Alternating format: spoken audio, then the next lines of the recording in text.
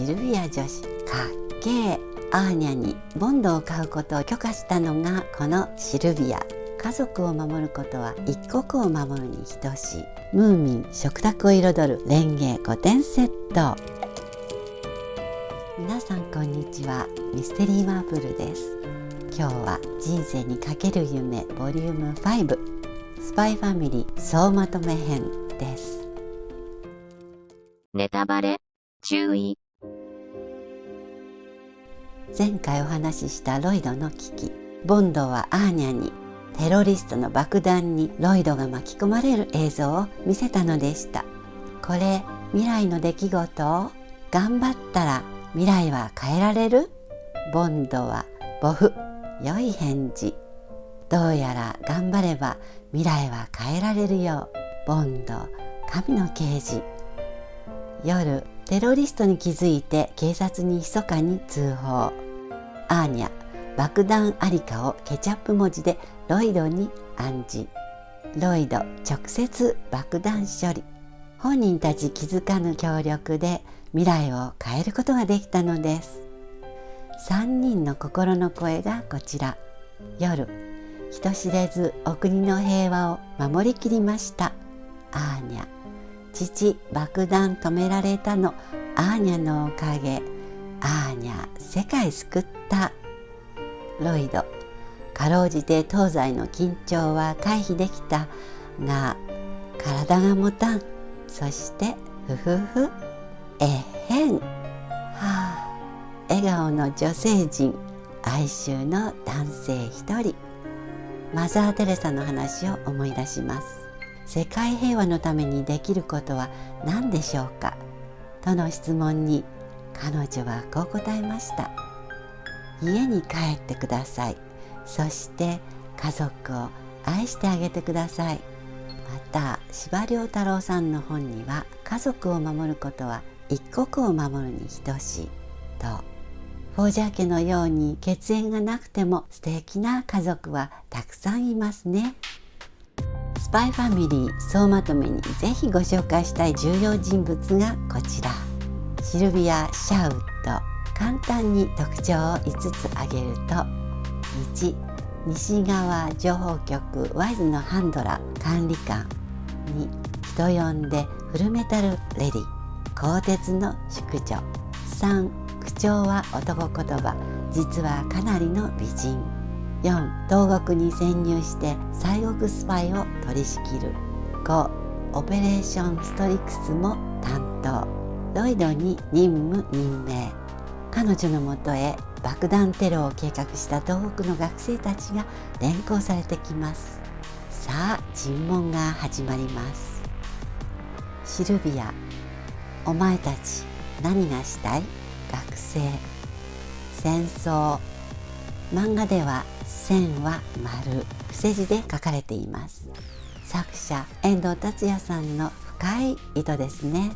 このシルビア、普段から表情をあまり崩しません。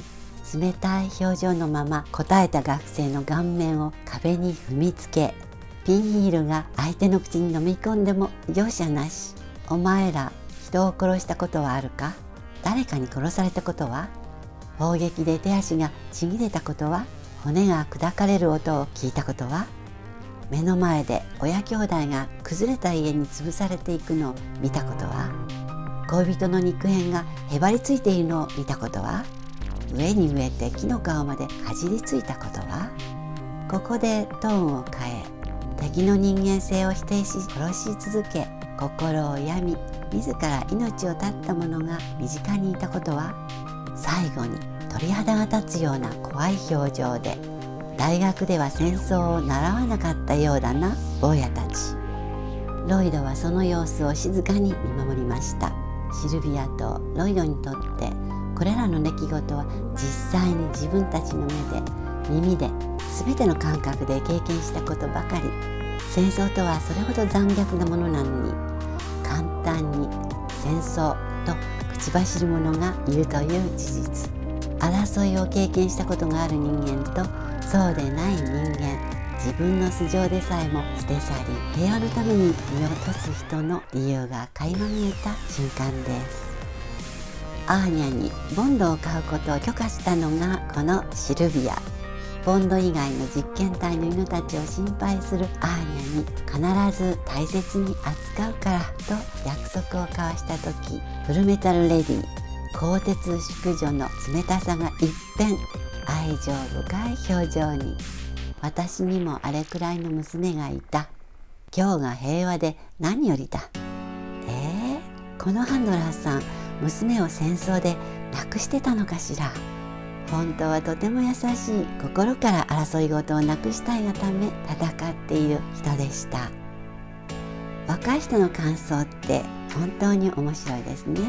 ご紹介すると、管理官シルビアの語る言葉ずっしり重い。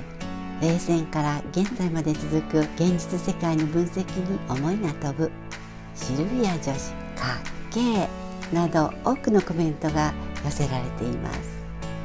3人と1匹のフォージャー系平和な日常が戻ってきました。アーニャ、父、お腹すいた。アーニャ、ボンドみたいに待て、できない。ボンドに向かって、ボンド、今日のおかず予知しろ。ボンド、困り顔。2人はとても仲良し。アーニャはボンドは弟分と思い、ボンドは自分はアーニャの保護者と思っている節があります。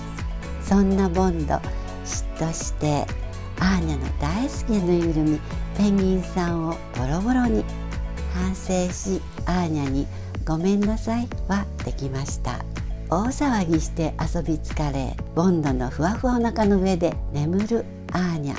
それを見て夜はアーニャさん天使みたい。あなたの笑顔で私も笑顔に。優しい世界になりますように。そして面白くて深いスパイファミリーがアニメの古典となってたくさんの方々に見てもらえますように。刮目相対、栗山監督の座右の銘と聞きました。付録レビュー。今日はムーミン食卓を彩るレンゲ5点セット。素敵なあの人2022年10月号の付録です。幅広い世代に愛される超人気キャラクタームーミン5本セットの内訳は、好奇心旺盛、優しく素直なムーミントロール。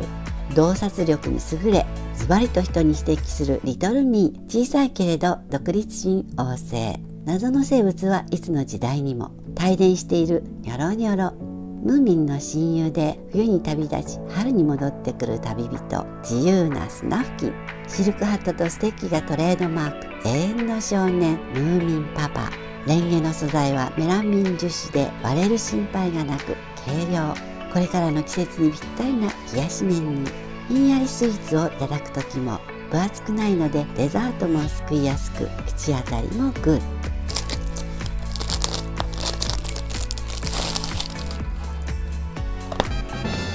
可愛らしい。可愛い絵柄と鮮やかな色使いはスパイファミリーの個性の共演のよう。食卓に添えるだけで毎日の食事が楽しくなるレンゲセットでした。チャンネル登録、いいねボタンは喜びます。ではでは、またね。